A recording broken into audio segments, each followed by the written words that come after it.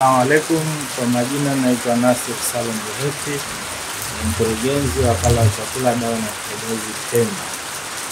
Leo tumekuja Mareni, pare ya kujini hii, tarehe 1 mwezi wa 6, kuteketeza mchele aina ya Day to Day ambao ulikamatwa ukiwa haufai kwa matumizi. Mimi ningependa kuzungumza na waandishi mambo matatu makuu. Moja, tunaomba wafanya biashara wawe waaminifu na tushirikiane nao katika mazuri na mabaya endapo yanapotokezea, hasa kwa kufuata miongozo, taratibu, lakini pia na kanuni zilizokuwepo za wakala wa chakula, dawa na vipodozi. Naamini zinaweza zikatupelekea bidhaa zetu zikawa salama.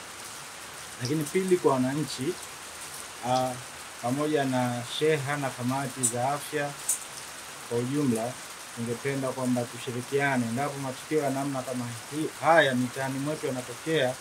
Pengine nyumba inahifadhi vyakula, aidha viwe vibovu ama viwe vizima, ni vyema wakatupa taarifa wakala wa chakula, dawa na vipodozi kufanya uhakiki wa hayo, kwa sababu sehemu nyingi ambazo zinahifadhi vyakula hivi na mwishowe huwa vibovu, vinakuwa hazijasajiliwa rasmi.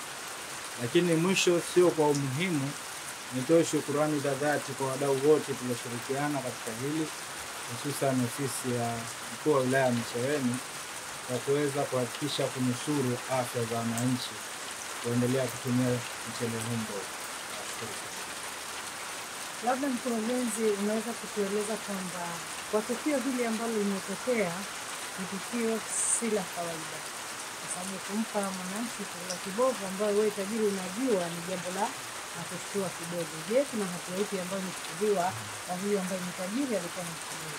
Hatua tumeanza na ambaye tulomkamata na mzigo, ambaye sio mfanya biashara, alipewa na tajiri kuweza kufanya biashara ambayo tunaweza tukasema sio biashara halali, kwa sababu mchele hauwezi kupata kwa kilo moja shilingi 1000, isipokuwa kwamba ni biashara halali. Kwa hiyo tumechukua hatua za kisheria kwake, lakini hatujaishia hapo. Tumeenda kuangalia hadi uingizwaji wa mchele huu, na taratibu nyingine zinafuata, ikiwemo kujua nani ambaye ameingiza bidhaa ile Pemba na hatua za kisheria kuendelea kuzichukua. Asante.